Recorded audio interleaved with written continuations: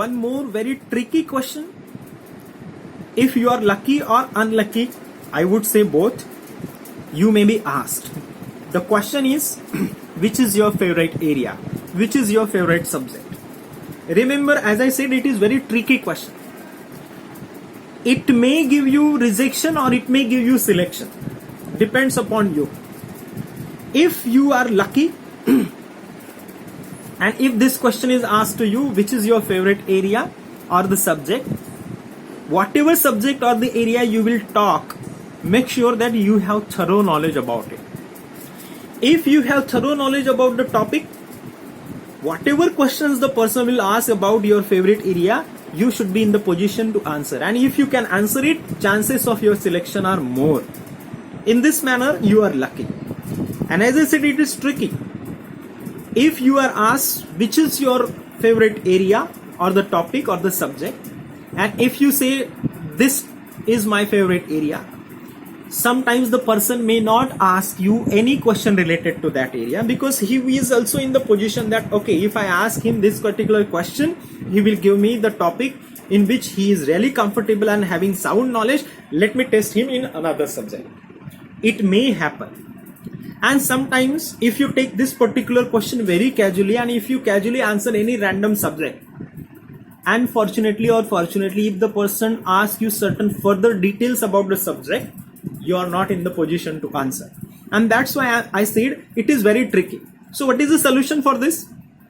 50% of chances that the person may ask you this question, which is your favorite area. And if you say that programming is my favorite area or the language is my favorite area, the person will ask you something more about that language, and you are there thoroughly prepared and you can answer. So let's be positive and think positive that if you answer this particular question that this is my favorite area, chances of your selection are more because you have thoroughly prepared it. So be prepared for this particular question also. Which is your favorite area? And there are some smart members, candidates. They prepare this particular question in such a manner that knowingly or unknowingly they deviate the panel member to ask them or compel them to ask them something about the favorite area. While answering, they come up with such a tricky sentence which enables the panel member to catch you, to hold you. Okay, you said this. For example, take my quiz. If I am asked that as an English teacher, which is your favorite area, I always say grammar is my favorite area, or I always say phonology of English is my favorite area. It is because in phonology, whatever terms are there, I am very much sound in. It is because whatever English grammar is there available, I am very much sound in it. So when I answer any question, if I incorporate something related to grammar, which is really a wonderful topic, or phonology, which is a wonderful topic, if I incorporate this one sentence, and if the panel member catches me over there and he asks me something related to phonology and grammar, this is what I wanted, because that is my favorite area and I am having sound knowledge. So definitely I will sail through the interview and chances of my selection are higher over there. But again, I said, depends. How do you handle the situation? You should have that much of confidence in you too, that yes, I am thoroughly prepared about the topic, and that's why I dare to quote this kind of sentence. Doesn't matter the person catches me or doesn't matter he doesn't catch me. Take a chance if you are having sound knowledge about the topic, which is your favorite area. This is something always I keep on talking. My son keeps coming and keeps disturbing me. That's why I keep on halting the video. Anyway, working from home, thanks to Corona. The very tricky question, one very common topic that I always keep on talking about, grooming. As I have already cleared in most of my videos, what does grooming mean? It starts with your hairstyle, your dress code, your shoes, your perfume, your deo, everything. You must prepare for that particular dress. And before you appear for the interview, you should have tried it once or twice, so that you should know whether you are comfortable in that particular dress for 4-5 hours or maybe 7 hours or no. You should wear your shoes and make sure that you are comfortable in that shoes for 7 hours to 8 hours. You must remember what kind of deo or the perfume that you wear, because when you sweat, mostly in the humid climate of Mumbai, when you sweat, your sweating and the smell of your deo or the perfume, the combination creates something deadly sometimes, because we never go to the dermatologist and ask them what kind of perfume or the deo is suitable for me. So unless and until you are sure about the perfume and the deo, what to use and what not to use, that is also a matter of concern. What I suggest is you should carry your deo or perfume with you. When you reach to that particular venue, you can wear it there, but make sure that it doesn't have very strong smell. It should be enough to hide the smell of your sweating. You are bound to sweat in this humid climate, no issue at all. And the season, summer season. So whatever you wear, make sure that you are comfortable in your dress. So you should have tried it before the interview. You should have tried your shoes so that you should be comfortable in the shoes. Now, why this is required, your grooming and dress and all? It is because when your mind tells you, when your mirror tells you that you look fabulous, you feel confident about yourself. Imagine that you have a stain on your shirt, and then you go to your class, or maybe you attend your college. You don't feel comfortable because your concentration goes over there, that there is a blot. Point is, you should be comfortable about your outward appearance, including your hairstyle and all.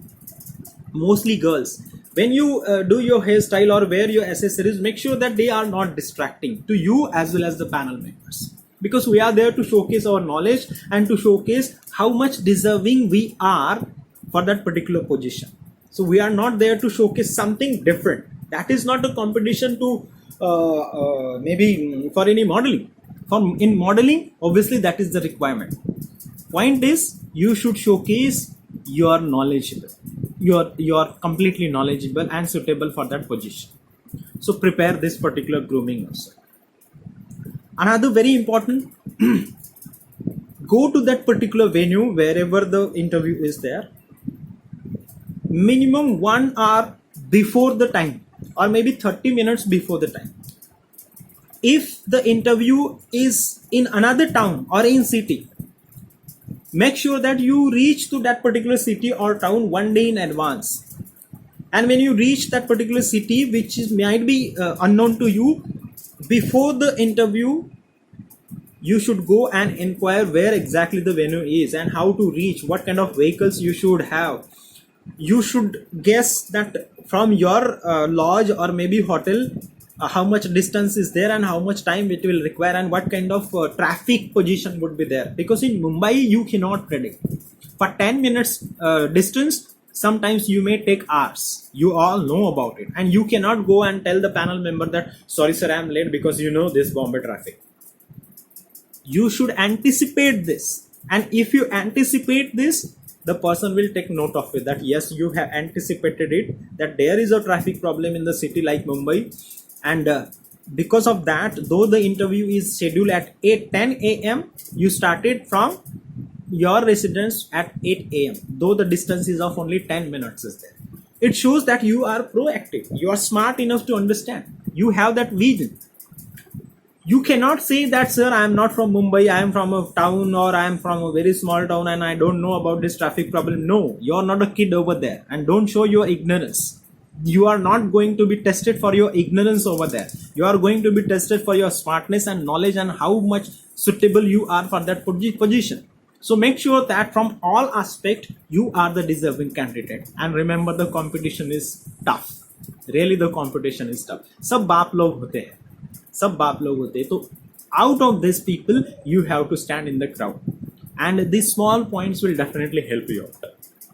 So arrive minimum 1 hour. And when you go over there, don't simply go and keep on roaming here and there and keep on peeping the different windows and the rooms. No, simply go to the bathroom, get refreshed, comb your hair, wear your deo or the perfume if you have, and go to the receptionist, inquire where exactly the interview cell is there, ask her or him where exactly the sitting position for the candidates, and go and sit.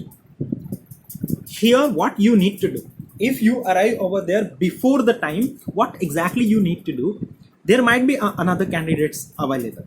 So you shouldn't simply keep on reading and keep on practicing some answers, some technical stuff over there. No, you better create your network over there. There are some aspiring candidates. For that particular position, maybe they require 2 or 3 people, and there are 30 people in the line. Out of the 30 people, they will select only 3. So when you create your network from your industry, the people may help you out. They may tell you that where exactly the interview is there. If they get selected in future, if the vacancy is there, they may recommend you or they may call you. So please create your network. And in order to create your network, you should have the pleasant smile. You should be approachable. You should open up the conversation. And during the conversation, you shouldn't talk like a snob. You shouldn't talk like a beggar that I desperately need a job. See if you can manage here or maybe somewhere else. Tell me. No. Keep calm and be professional. Be comfortable. Be friendly and create your network, because networking also helps in getting jobs.